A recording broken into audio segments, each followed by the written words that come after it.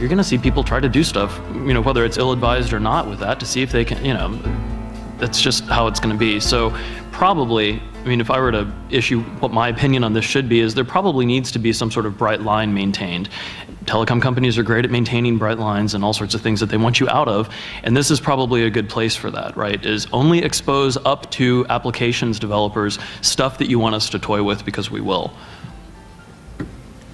The regulatory constraints, we see it the same way, are just inevitable. Now, the whole question is, it does provide an extra burden for the company, right? And so it's just finding, again, a balance there, because very quickly, particularly if you operate in many countries internationally, it can become a very significant burden. So the question there is, how can we navigate through it and keep it as light as possible? But they are reality, and we all need to deal with it. The other thing as well is, not only is it a burden internationally and domestically, but we know that those environments are changing very quickly.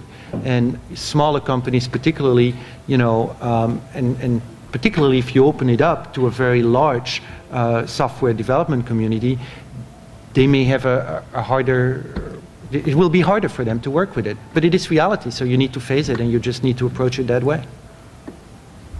Carlos? Yeah, my question is, I heard earlier talking about monetization, and if I understand correctly, you have different services, push to talk and so on, but the main interest relies on the fact that you provide a call cheaper than if it was with a cell phone or with a regular traditional carrier, which might explain why you don't get the API so easily from the carriers. So my question is, what are the services that you could offer, or that could exist in an environment where carriers will open the APIs, that will create value for the users, but that will be a business environment where both parties will be winning financially? I'll take a crack at this one first. Voice is not just about providing, doesn't have to be just about providing the cheapest type of transport. Take, for example, we've been talking to some people today. One of the important things that Jaduka likes to be involved in is communications-enabled business processes, or CEBP, which is a subtype of your generic business process improvement, where we go knock on the door of some enterprise somewhere and say, look, you've got some process in there that's crufty and old and inefficient. Let us throw some voice magic at it and see if something becomes a little bit more efficient than it was before. And we're starting to get an increasing amount of this type of business. They're all integrations, right? They all have a different flavor about them than the other type of services we've discussed so far. But the thing about these process improvement deals that we've been getting, where we use our own API, so the way we satisfy these deals, we use our own APIs to go inside the enterprise and do something, issue a phone call, an alert, and a notification at a very important time inside some process, like the moment just before furniture is to be delivered or pizza is to be delivered. And the way that the contracts for those deals get set up has absolutely nothing to do at all with minutes, and it's great. It's a services-based contract where we're providing value in the delivery chain, and that lets us charge in a totally different way, where the minutes are not even exposed to the client and they don't know anything about that. That works great for us because we're our own provider in that case, because we have network IP on the other side of the house. But that same answer could be carried back over to, as a good answer to your question, which is, you should certainly be able to go to Orange or BT and say, hey, look, we're putting together these types of applications that are business process improvements, and we're not even going to bill based on minutes. I think that would be a much less threatening proposition to them. Yeah, I'll add to that as well, is that I think the whole name of the game should just not be reducing prices, right? We know where that leads, and we see that in the wholesale business, where, if you go to a conference, a wholesale telco conference, it's all about, reducing it just a tiny little bit more, and eventually, there is no margin in the business anymore. It becomes, just really a difficult business to manage. So the point is, how can we actually create applications that will generate revenue? I'll give you an example which might not be directly related to what you say, but I think is pretty close, is we actually power the voice component for eHarmony. So eHarmony is a major dating site, and people start connecting initially over IM, let's say, right? So they just exchange messages, and all anonymously. The next obvious step, well, the ultimate step would be for those partners to meet. Well, the next obvious step is actually to have a voice application there that's anonymous, so that two people can start calling each other without necessarily exchanging their phone number, and reducing the risk of and the commitment to have to meet this person.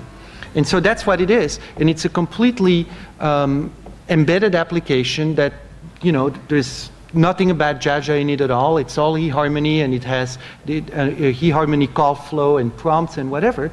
But for the consumer, it's great. And this is monetized, right? So eHarmony actually charges the users for that, and users are happy to pay for that. And again, everybody wins in the equation. eHarmony is very happy with the application. They make very good money on it. The consumer is very happy because it reduces this friction and the risk involved.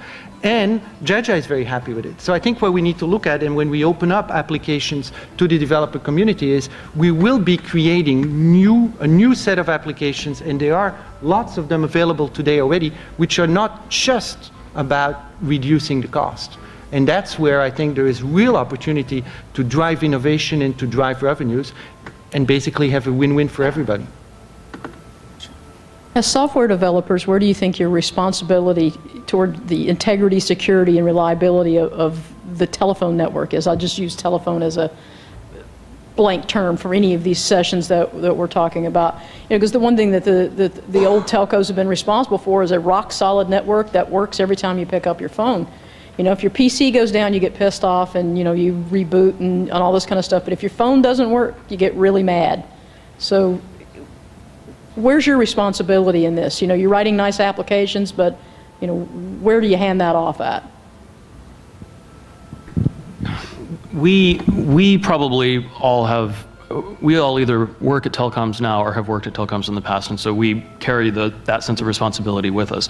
But another question would be, if we really do get a community of applications developers riding on top of these telecom assets that some of us have out to offer, what can we expect the sense of responsibility to be from that development community? Not good, right? That's not a sense for the security of an existing state asset in the form of the phone network of the PSTN is not something that we would expect the development community to care about. And so what that strongly suggests to me anyways is that part of the act of being courageous enough as a carrier to offer up an API and start to give access to your network means that you are going to have to make very important decisions about encapsulation. Right? You're going to have to decide what it is secure to offer up to a development community and what it's not, because anything that you offer up will get played with. And ultimately that gets into that legal stuff we don't like to talk about. Who's actually liable in that case, the developer or the telephone network that bared its assets? I don't think we know yet. Policy never keeps up with technology. On your question, the two things. First, I believe that for some type of application, reliability is less important. And like Gary mentioned this morning, some consumers for some applications are willing to pay less even if the application doesn't work or not as well. So people don't always require the 99.999 reliability. That's one.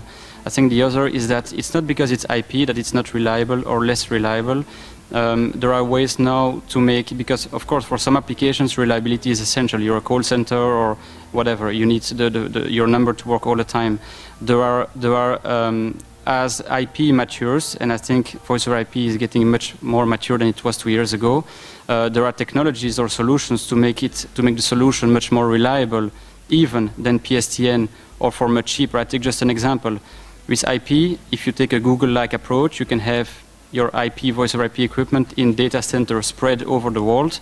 If one data center completely blows up, calls can be rerouted very easily to another data center.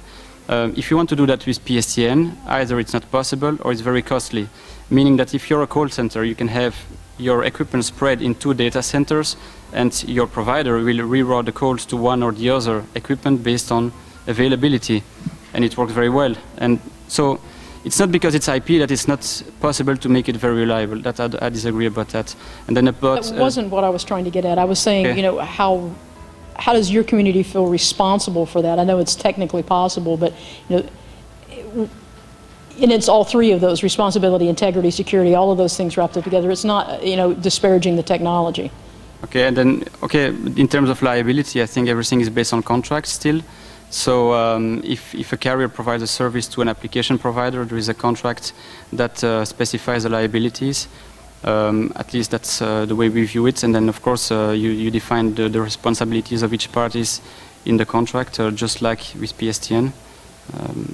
I hope that answers the question partly. Okay. Thank you very much, gentlemen. Appreciate it.